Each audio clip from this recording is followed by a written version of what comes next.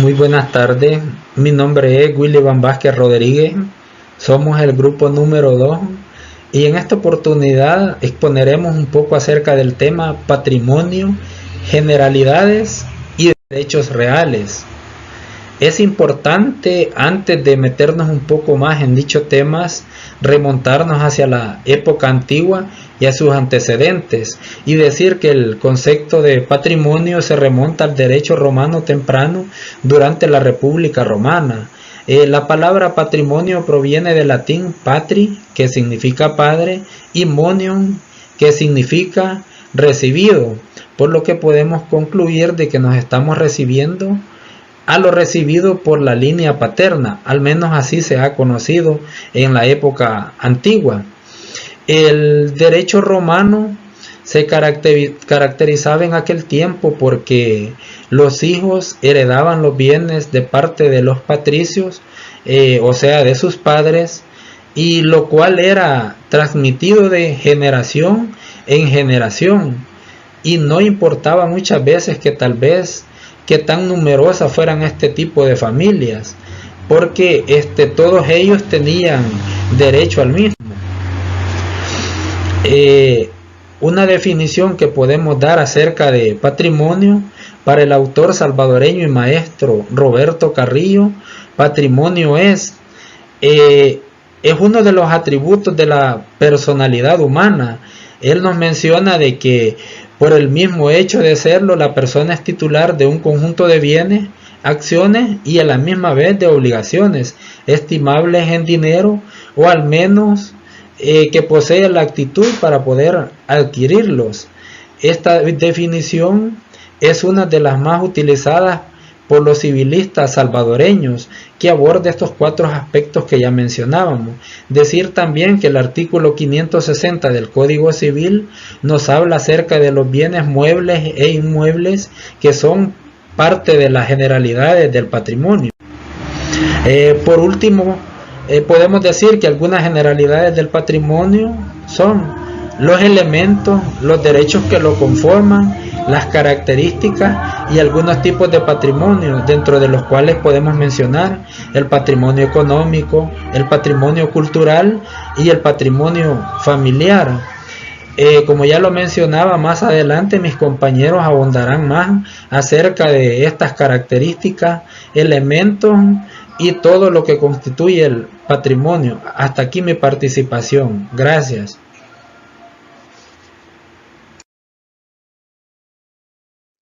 Muy buenas noches, mi nombre es Lorena Margarita Díaz Castro y en esta ocasión hablaré acerca de la clasificación del patrimonio, generalidades y derechos reales. El patrimonio se puede dividir de diferentes perspectivas, dado que es un concepto muy amplio. Este se puede clasificar según su naturaleza en patrimonio económico, patrimonio natural y patrimonio cultural e histórico. Según su naturaleza, el patrimonio económico, este se refiere a un conjunto de bienes que posee una persona, ya sea natural o jurídico, que tienen una estimación económica, por ejemplo, casa, dinero en efectivo o vehículos. El patrimonio natural se refiere desde el punto de vista medioambiental, por ejemplo, los parques nacionales, los santuarios o los monumentos que existen en un estado. Y el patrimonio cultural o histórico, este se refiere a aquellos bienes que son dados por herencia desde las historias. En el decreto 442 de la protección del patrimonio cultural de la Asamblea Legislativa, obliga al Estado a proteger los patrimonios culturales, por ejemplo, las riquezas artísticas e historias que éstas fueron dadas de historias en historias a un Estado. El patrimonio también se divide según su tangibilidad.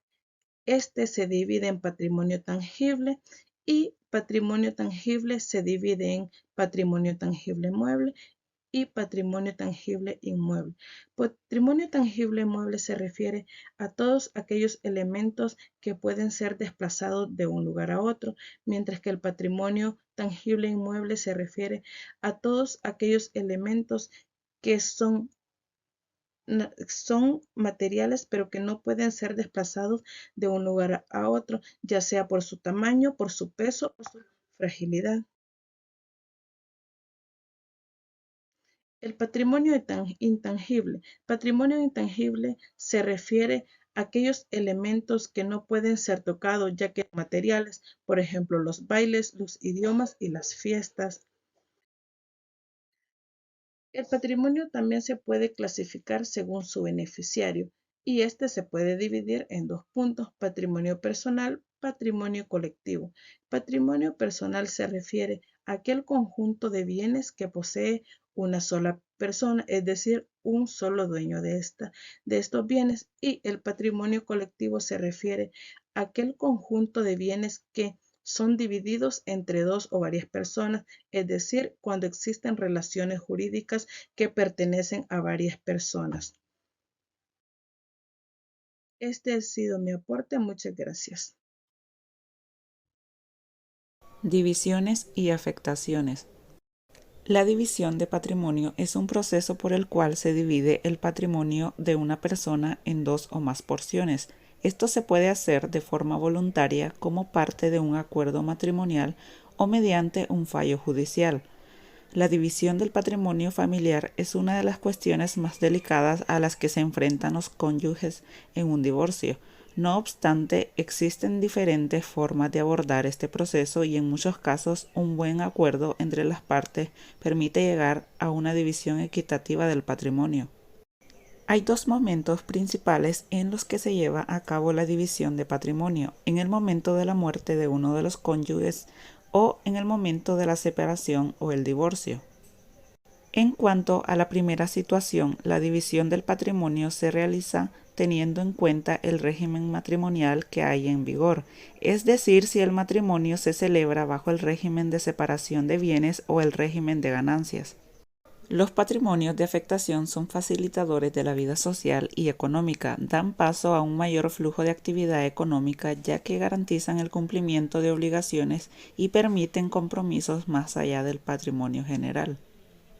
Para que haya patrimonio de afectación, el patrimonio debe ser autónomo, no en relación con la persona, sino en función de un vínculo jurídico al cual el derecho da reconocimiento, afectando un conjunto de bienes para conseguir un fin.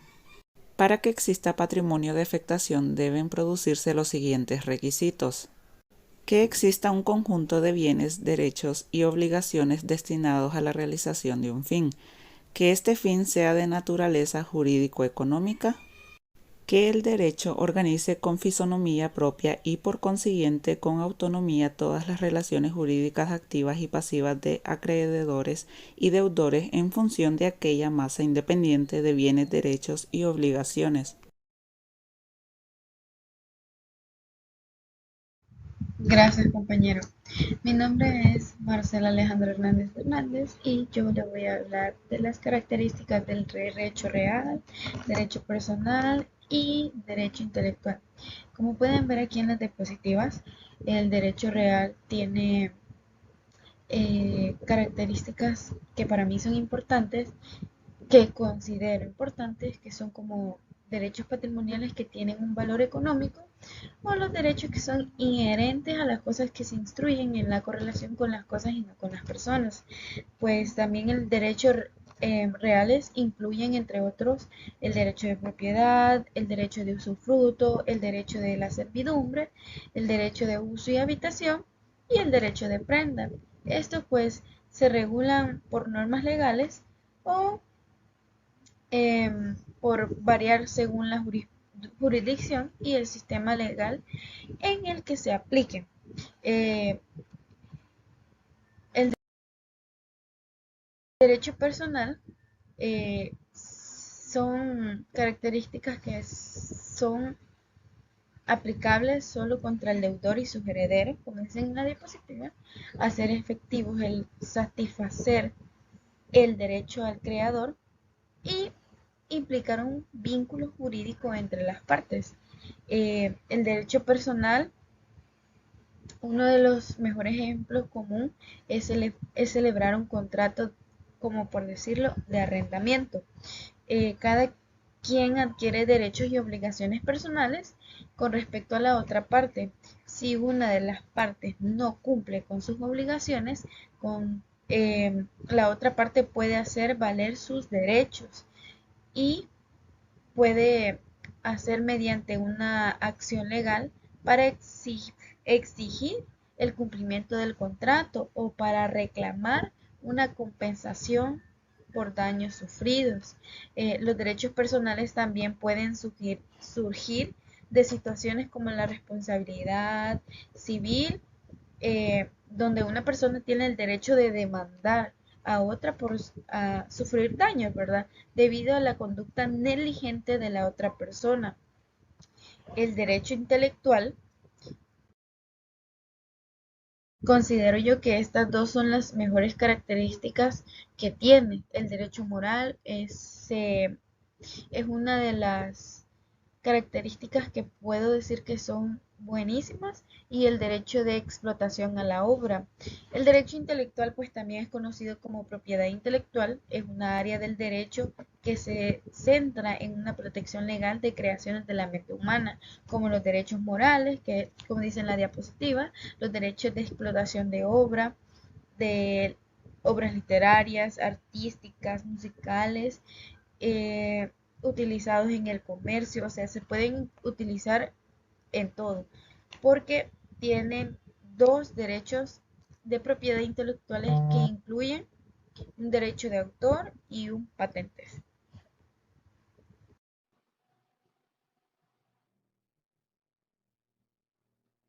Buenas tardes, mi nombre es Rigoberto Sánchez García. En esta oportunidad voy a continuar con los subtemas derechos reales y derechos personales. Como podemos ver estas dos imágenes. ¿Qué es el derecho real? Es la facultad o poder de aprovechar autónoma o directamente una cosa. Y el derecho personal consiste en la facultad de obtener de otra persona una conducta que puede consistir en hacer algo, en no hacer nada o en dar alguna cosa. Ejemplo de derechos reales. El derecho a propiedad. Este se refiere al derecho de una persona a poseer o controlar una propiedad. El derecho a disfrutar. Se refiere al derecho de una propiedad, disfrutar de la misma propiedad. Derecho de heredar. Se refiere al derecho de una persona de heredar una propiedad. Ejemplo de derechos personales. La libertad de expresión. Se refiere a la libertad de decidir lo que uno desea, ya sea a través de la palabra, los medios de comunicación o el arte. La libertad de religión se refiere a la libertad de seguir la religión de uno sin temor a ser perseguido. La libertad de opinión se refiere a la libertad de tener un punto de vista propio sin temor a ser reprimido. Acá tenemos dos artículos, el 568 y el 672 del Código Civil de El Salvador. El artículo 568 establece que se llama dominio o propiedad del derecho de propiedad exclusivamente una cosa y gozar y disponer de ella sin más limitaciones de las demás establecidas por la ley o demás del propietario. El artículo 72 del Código Civil establece que la traición de los derechos personales que un individuo cede a otro se verifica por la entrega del título hecha por el cedente al cesinario con una nota que contenga la fecha de esta, el traspaso de esta de derecho al cesinario, designándolo por su nombre y apellido y la firma del cedente o la de su mandatario o representante legal. Hasta acá ha sido mi intervención. Mi compañero seguirá extendiendo un poco más sobre el tema. Tengan todos buenas tardes. Mi nombre es Jonathan Neftali Sánchez Chávez. En este punto vamos a hablar sobre la importancia y algunos ejemplos sobre el patrimonio. Los elementos principales del patrimonio son los bienes y derechos. Los bienes son los objetos físicos y materiales que una persona o entidad posee como propiedad inmobiliaria, vínculos o efectivos, entre otros. Por otro lado, los derechos son facultades prerrogativas que una persona tiene sobre un bien, como el derecho a la propiedad, el derecho al uso, el derecho a la exportación, Además del patrimonio también incluyen las obligaciones, que son las deudas, compromisos, responsabilidades económicas que una persona o entidad puede ser obligaciones financieras como préstamos, hipotecas, obligaciones legales como contratos o acuerdos.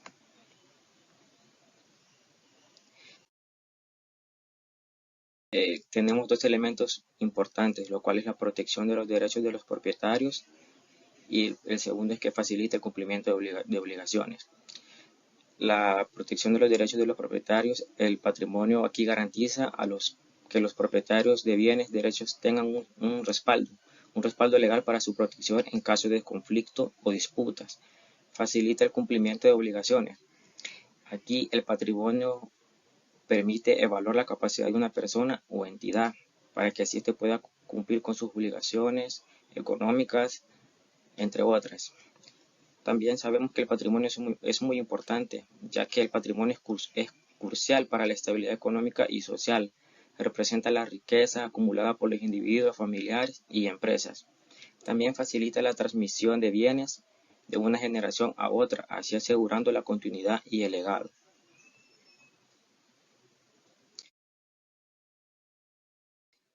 Los derechos reales son aquellos que regulan los diversos grados de dominio que las personas pueden ejercer sobre otros bienes. Aquí tenemos dos ejemplos de patrimonio y derechos reales. El primer ejemplo es la servidumbre de paso, y el segundo es la propiedad. En la servidumbre de paso, el ejemplo es de que Juan es dueño de una finca, pero para acceder a ella prácticamente necesita cruzar una propiedad de su vecino. En este caso, Juan tiene el derecho de servidumbre de paso que le permite atravesar la tierra de su vecino para llegar a su finca, porque él tiene el derecho real. La segunda sería la propiedad. Ana es propietaria de una hermosa casa en las afueras de la ciudad. Como dueña, tiene el derecho de usarla, tiene el derecho de disfrutar, de disponer, de hacer lo que le plazca, por decirlo, con su propiedad. La puede vivir en ella, puede alquilarla y puede venderla porque ella tiene el derecho real de su propiedad. Bueno, esto ha sido todo. Que tengan un feliz día. Saludos.